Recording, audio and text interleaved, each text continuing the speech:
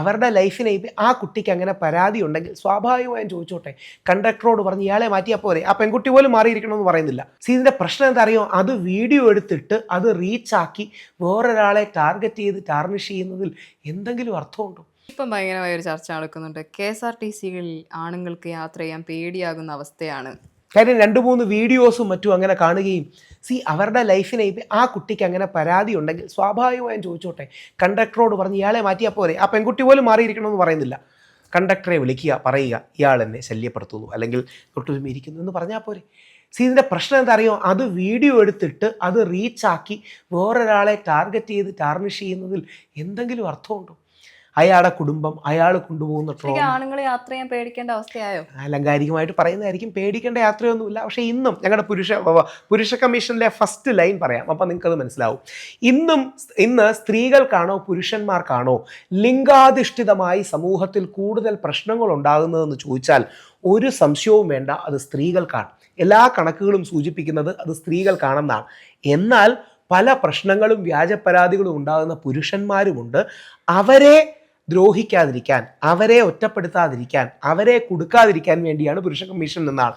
പുരുഷ കമ്മീഷനിലെ ഏറ്റവും പ്രധാന അംഗങ്ങൾ സ്ത്രീകളുമാണ്. സ്ത്രീകളും കൂടി പുരുഷ കമ്മീഷൻ്റെ ഭാഗമായിട്ട് ബിൽ നമ്പർ 246, ഞാൻ അതിൻ്റെ കോപ്പിയും തരാം, ബിൽ നമ്പർ 246 നമ്മുടെ നിയമസഭയിൽ കൊണ്ടുവന്ന ബില്ലിലും മറ്റുമുണ്ട്. ഇതൊരു സെൻസ് ഓഫ് ബാലൻസ് മതി. കാര്യം നമ്മൾ അച്ഛൻ്റെന്നും അമ്മയെന്ന് മാത്രമല്ലല്ലോ, അച്ഛനിൽ നിന്നും കൂടെ അല്ലേ വരുന്നത്. നമുക്ക് മകള് മാത്രമല്ലോ, മകൻ കൂടിയില്ലേ. നമുക്ക് സഹോദരി മാത്രമല്ലോ, സഹോദരൻ കൂടിയില്ലേ. അങ്ങനെ വ്യാജ പരാതികളിൽ നശിച്ച ഒരുപാട് പേരില്ലേ, ഒരുപാട് ജീവിതങ്ങൾ തകർന്നിട്ടില്ലേ. അപ്പം ഈ ഒരു കാര്യം ആൾക്കാർ കാണാത്ത എന്തുകൊണ്ടാണ്? അപ്പോൾ ഈ അടുത്തിറക്കിയ ഒരു ഫെമിനിസ്റ്റ് എന്നോട് പറഞ്ഞൊരു ആദ്യം, ശരിയാണ് നിങ്ങൾ പറഞ്ഞത് ശരിയായിരിക്കാം, 30% അങ്ങനെ വ്യാജ പരാതികൾ കാണാം, അതുകൊണ്ട് 70% അതിജീവിതകളെ നിങ്ങൾ അധിക്ഷേപിക്കാവും. ഞാൻ പറഞ്ഞു ഒരു കാരണവശാലും പാടില്ല. പക്ഷേ 70% പേർക്ക് വേണ്ടി 30% നിരപരാധിയെ ആണുങ്ങളെ ബലി കൊടുക്കാമെന്നാണോ പറയേണ്ടത്? ഒരാളെയും ബലി കൊടുക്കരുത്, എന്നാൽ എല്ലാവർക്കും നീതി കൊടുക്കണം, ഇങ്ങനെയല്ലേ പറയാൻ പറ്റൂ? അപ്പോൾ ആണുങ്ങൾക്ക് എന്തെങ്കിലും സംഭവിച്ചാൽ അതൊരു കളക്റ്റീവ് പണിഷ്മെൻറ്റിൻ്റെ ഭാഗമാണ് എന്ന് പറഞ്ഞ് ചെയ്യരുത്. കാര്യം നാളെ നമ്മൾ എല്ലാവരും റിസ്കിലാണ്. മുഖ്യമന്ത്രിയായ ഉമ്മൻചാണ്ടിക്കോ സിനിമാ താരമായ നിവിൻ പോളിക്കോ സൂപ്പർ സ്റ്റാറുകൾക്കൊപ്പം നിൽക്കുന്ന ദിലീപിനോ ഒന്നും നീതി കിട്ടില്ലെങ്കിൽ നമുക്കൊക്കെ എന്ത് നീതി ഈ നാട്ടിൽ കിട്ടാനാണ്? പൾസർ സുനി തെറ്റ് ചെയ്തു എന്നുള്ളത് താങ്കൾക്ക് ഉറപ്പല്ല? കാര്യം നമ്മുടെ അതിജീവിത കണ്ടു, അതിജീവിത അതിന് സാക്ഷിയാണല്ലോ. അപ്പൊ എന്തിനാണ് മെൻസ് അസോസിയേഷൻ മാലയിട്ട്? 100% തെറ്റാണ്. മെൻസ് അസോസിയേഷൻ അല്ല, AKMA, ഓൾ കേരള മെൻസ് അസോസിയേഷൻ്റെ സംഘടനയാണ് പോയത്. 100% തെറ്റാണ്. അത് മാത്രമല്ല, ബോബി ചെമ്മണ്ണൂരിൻ്റെ സ്ഥലത്ത് കൊണ്ടുപോയി മറ്റേ പടക്കം പൊട്ടിക്കുകയും മറ്റും ചെയ്ത് 100% തെറ്റാണ്. അന്ന് തന്നെ ഞാൻ പറയുന്നതാണ്. ഞാനൊരു ബോബി ചെമ്മണ്ണൂരിനെ വിളിച്ച് അറിയിക്കുകയും ചെയ്തു. ഒരു കാരണവശാലും അവരുടെ കൂട്ടത്തിലുള്ള ആൾക്കാരോട് പറഞ്ഞു അദ്ദേഹം ജയിലിലായിരുന്നുകൊണ്ട് ആ സ്വീകരണത്തിനൊന്നും നിൽക്കരുത് എന്ന്. നമ്മളുടെ ഉദ്ദേശം ഫെമിനിസ്റ്റുകളുടെ കുരുപൊട്ടിക്കലല്ല. ഇതിൻ്റെ പ്രശ്നം എന്താ അറിയാമോ, 2 ഭാഗത്തും തീവ്ര ഫെമിനിസ്റ്റ് പോലെ തീവ്ര മെന്നിസ്റ്റ് അല്ലെങ്കിൽ തീവ്ര ഒരു മെയിൽ ഷോവനിസ്റ്റ് എന്നൊക്കെ പറയുന്ന ആൾക്കാരുണ്ട്. അപ്പോൾ അവരുടെ പ്രശ്നം എന്ന് പറഞ്ഞാൽ അവർ മറുഭാഗത്തെ ആൾക്കാരുടെ കുരു പൊട്ടിക്കുക എന്നുള്ളതാണ് അവരുടെ പ്രധാന ഉദ്യമം. നമുക്കങ്ങനെ ഉദ്യമങ്ങളൊന്നുമില്ല. ഞാൻ നല്ല ഫെമിനിസ്റ്റുകളെ ബഹുമാനിക്കുകയും അവരോട് ആശയപരമായി വിയോജിപ്പ് രേഖപ്പെടുത്തുന്ന വ്യക്തിയാണ്, സംശയമൊന്നുമില്ല. പക്ഷേ നമുക്ക് രണ്ടും പരസ്പര ബഹുമാനത്തോടെ തർക്കിക്കാം. ഈ തീവ്ര ഫെമിനിസ്റ്റും വേണ്ട, ഈ തീവ്ര മെന്നിസ്റ്റ് എന്ന് പറയുന്ന ആൾക്കാരും വേണ്ട. അതുകൊണ്ടാണ് പടക്കം പൊട്ടിക്കുക, അവിടെ വേറെ ഏതെങ്കിലും രീതി ചെയ്യുക, അങ്ങനത്തെ കാര്യങ്ങൾ ചെയ്യരുത്. പകരം നമുക്ക് ചെയ്യാൻ കഴിയുന്നത് നീതി കഴിയുന്നത്ര മേടിച്ചു കൊടുക്കുക. ഒരു ഫെമിനിസ്റ്റിനെയും കുരു പൊട്ടിച്ചിട്ട് നമുക്ക് ഒരു ഗുണം ഉണ്ടാകാൻ പോണില്ല. പകരം ഏതെങ്കിലും പുരുഷന് നീതി മേടിച്ചു കൊടുക്കാമെങ്കിൽ നമ്മളാൽ കഴിയുന്നൊരു ഗുണമാണ്. അതുകൊണ്ടാണ് താങ്കൾ ശ്രദ്ധിച്ചു കാണും, ആ പരിപാടിക്ക് എന്നെ വിളിച്ചതാണ്, ഞാൻ പോയില്ല. സവാദ് അടക്കമുള്ള വിഷയങ്ങളിൽ ഞാൻ ഒരിക്കലും സവാദിനെ ന്യായീകരിച്ചോ സവാദിനെ അനുകൂലിച്ചോ പോയിട്ടില്ല. നേരെ തിരിച്ച് സവാദിൻ്റെ 2ാം കേസ് വന്നപ്പം മസ്താനി എന്ന് പറയുന്ന ആ പെൺകുട്ടിയോട് ഞാൻ അങ്ങോട്ട് വിളിച്ച് ഫോണിൽ ഒരു ഖേദപ്രകടനം നടത്തുകയുണ്ടായി. കഴിഞ്ഞ തവണ നിങ്ങളെ സപ്പോർട്ട് ചെയ്യാൻ കഴിയാത്ത നഷ്ടമുണ്ടായി. ഒരുപാട് യഥാർത്ഥത്തിൽ റേപ്പിസ്റ്റായ ആണുങ്ങളുണ്ട്, അവരെ നമുക്ക് സപ്പോർട്ട് ചെയ്യേണ്ട ഒരു കാര്യമില്ല. എന്നാൽ യഥാർത്ഥത്തിൽ കുടുങ്ങിപ്പോകുന്ന ഒരുപാട് ആണുങ്ങളുണ്ട്, അവരെ സപ്പോർട്ട് ചെയ്യാൻ നമുക്ക് സമയം പോലും കിട്ടുന്നില്ല. അപ്പോഴാണ് ഇത്തരം കാര്യങ്ങൾ ചെയ്യാൻ പോകുന്നത്. ഈ സെൻസ് ഓഫ് ബാലൻസ് മതി. അതുകൊണ്ടാണ് പറയുന്നത് വനിതാ കമ്മീഷൻ വേണം, അതേപോലെ പുരുഷ കമ്മീഷനും വേണം. ഈ സന്തുലനം നമ്മൾ നഷ്ടപ്പെടുത്തരുത്. നഷ്ടപ്പെടുത്തിയാൽ നമ്മുടെ അച്ഛനും നമ്മുടെ മകനും ഒക്കെയാണ് നഷ്ടം ഉണ്ടാകുന്നത്. ഇനി തീർച്ചയായും അറിഞ്ഞിരിക്കാൻ കൂടെ വേണ്ടിയാണ് ഞാൻ ജയിലിൽ കിടന്നപ്പോൾ 16 ദിവസം ജയിലിൽ 4 സ്ഥലങ്ങളിലോളം കിടന്നു. 3 or 4 വ്യാജ പോക്സോ കേസിൽ പെട്ടുപോയ പ്രതികളെ കണ്ടു, അവരോട് സംസാരിച്ചു, കേസിൻ്റെ ഡീറ്റെയിൽസ് എടുത്തു. അപ്പം വ്യാജമാണെന്ന് നമുക്ക് മനസ്സിലായി. എങ്ങനെ മനസ്സിലായെന്ന് പറഞ്ഞാൽ അതിൽ ഒരാൾ പീഡിപ്പിച്ചു എന്ന് പറയുന്ന അയാളുടെ സ്വന്തം ഭാര്യയാണ്. സ്വന്തം ഭാര്യ എന്ന് പറഞ്ഞാൽ ഇപ്പോഴും ആക്റ്റീവായ റിലേഷൻഷിപ്പുള്ള ഭാര്യയാണ്. അവർ തമ്മിൽ മിനിമൽ ഫിസിക്കൽ റിലേഷൻഷിപ്പും മറ്റും ഇവർ 17 19 വയസ്സിൽ ആയിരുന്നപ്പോൾ ഉണ്ടായി. ആ പെൺകുട്ടി സ്കൂളിൽ കൗൺസിലർ വന്നപ്പം അവരോട് ഈ കാര്യം പറഞ്ഞു. കൗൺസിലർ റിപ്പോർട്ട് ചെയ്തു, പയ്യൻ ജയിലിലാണ്. ഇവരുടെ നിക്കാഹ്, മുസ്ലിം പയ്യനാണ്, ഇവരുടെ നിക്കാഹ് കല്യാണവും കഴിഞ്ഞു, ഇപ്പോൾ നിൽക്കുന്നു. പക്ഷേ ഇവനിപ്പം വെളിയിൽ ഇറങ്ങാൻ പറ്റുന്നില്ല. വേറൊരാളും ഒരു പെൺകുട്ടിയും തമ്മിൽ ബന്ധം, വീട്ടുകാർക്ക് ഇവനെ ഇഷ്ടമല്ല. അപ്പോൾ എന്ത് ചെയ്തു എന്ന് പറഞ്ഞാൽ ആ പെൺകുട്ടി 18 വയസ്സാവുന്നതിന് മുമ്പ് പീഡിപ്പിച്ചു എന്ന് പറഞ്ഞ് പരാതി കൊടുത്തു.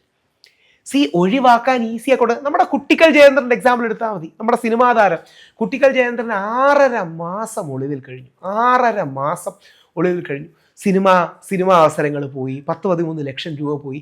നമ്മുടെ ശ്രീ സിദ്ദിഖിൻ്റെ കാര്യം എടുക്കുക. സിനിമാ താരം സിദ്ദിഖിൻ്റെ എത്ര ദശലക്ഷം രൂപ അദ്ദേഹത്തിന് പോയി കാണും ജാമ്യം എടുക്കാൻ. ഇവരുടെയൊക്കെ അയാളുടെ മകനും കുട്ടിക്കും കുടുംബത്തിനും ഒക്കെ അനുഭവിക്കേണ്ട കാശല്ലേ. മറുഭാഗത്ത് നിൽക്കുന്ന ആൾക്ക് എന്താ നഷ്ടം? ഫേസ്ബുക്കിലൊന്ന് എഴുതിയിടുക. മത്സരിക്കുന്ന കാര്യം ചോദിച്ചപ്പോൾ ഒരു കാര്യം ചോദിക്കാൻ പറഞ്ഞു, ഇൻ കേസ് മത്സരിക്കുകയാണെങ്കിൽ തന്നെ താങ്കൾ എവിടെയായിരിക്കും പ്രിഫർ ചെയ്യുന്ന മണ്ഡലം? ഞാൻ സത്യം പറഞ്ഞാൽ എന്താ അറിയോ, ഞാൻ ജോലി ചെയ്യുന്നൊരു വ്യക്തിയാണ്. തിരുവനന്തപുരം ടെക്നോ പാർക്കിൽ 2 മക്കളുള്ള ആളാണ്.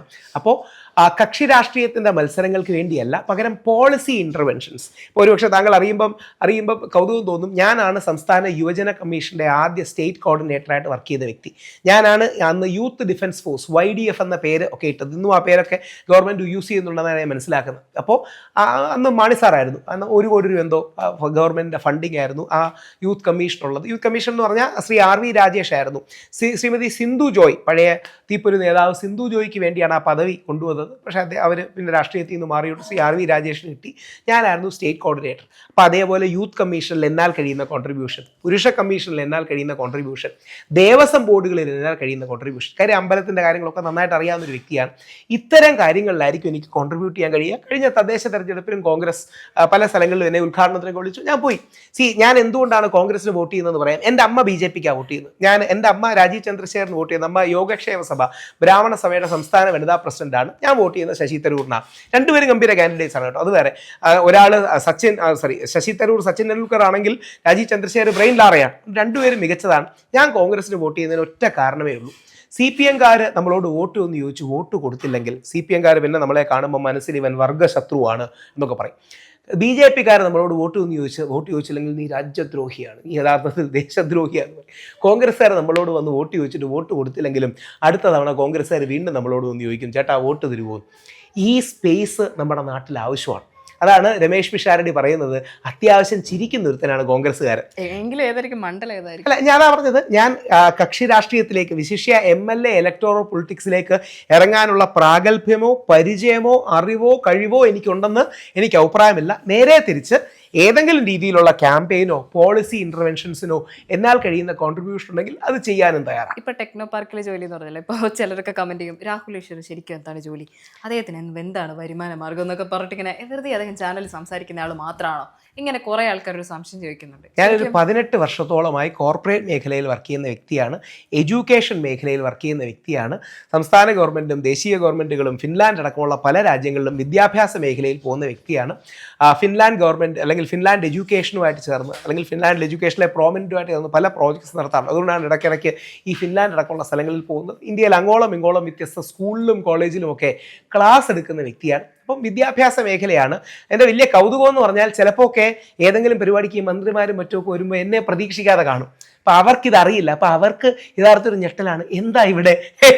ഞാൻ ചോദിക്കും, സാർ ഇത് ഞാൻ എൻ്റെ ജോലിയുടെ ഭാഗമായിട്ട് വന്നതാണ്. അപ്പം ഇങ്ങനെ നിങ്ങൾക്കപ്പോൾ ഒരു ജോലി ഉണ്ടോ എന്ന് ചില ആൾക്കാർ ചോദിക്കാറുണ്ട്. അത് വളരെ കൗതുകമായിട്ടുള്ളൊരു കാര്യമാണ്. അപ്പോൾ അത് ബ്രെഡ് ആൻഡ് ബട്ടർ വേറെ, നിലപാടുകൾ വേറെ എന്നുള്ളതാണ്. ഇവരോടെല്ലാം അതുകൊണ്ട് വ്യക്തിപരമായ ബന്ധമോ അടുത്ത ബന്ധമോ കാര്യങ്ങളൊക്കെ ഉണ്ട്. ഇതാണ് എൻ്റെ സോഷ്യൽ ആക്ടിവിസം. കാര്യം അത് ലോകത്തെ നമ്മൾ ഉദ്ദേശിക്കുന്നതിനെക്കാട്ടി കുറച്ചുകൂടെ നന്നാക്കണമെന്ന് ആഗ്രഹിക്കുന്നതാണ്.